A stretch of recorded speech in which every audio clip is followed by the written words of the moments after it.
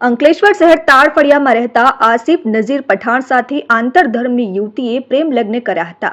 પ્રેમ લગ્ન કર્યા બાદ બંને વચ્ચે થોડા સમયમાં ઝઘડા શરૂ થયા અને મારઝૂડ પણ કરાતો હતો.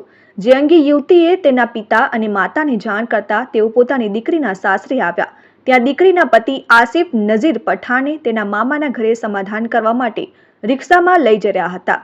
જે દરમિયાન ચોટા નાકા પાસે યુવતીના પરિવારજનોએ મામાના ઘરે જવાની ના પાડતા આ મામલો ઉશ્કેરાયો અને આસિફ નઝીર પઠાણે પ્રથમ ગાળો આપી અને જે બાદ અચાનક રિક્ષામાંથી પાઇપ વડે સસરાને મારવા જતા તેમને બચાવવા માટે સાસુ વચ્ચે પડતા તેમના હાથમાં પાઇપનો સપાટો વાગી જતા હાથની આંગળીઓ તૂટીને હાડકું બહાર આવી ગયું. જેને સારવાર અર્થે ખસેડી પોતાના જમાઈ આસિફ નઝીર પઠાણ વિરુદ્ધ અંકલેશ્વર શહેર પોલીસ મથકે સાસુએ ફરિયાદ નોંધાવી હતી.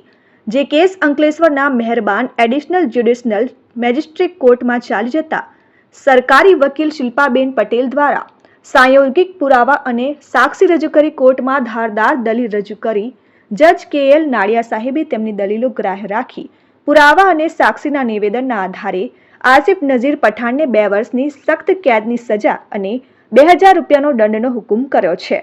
Dharmesh Patel, RN news, Ankleshwar.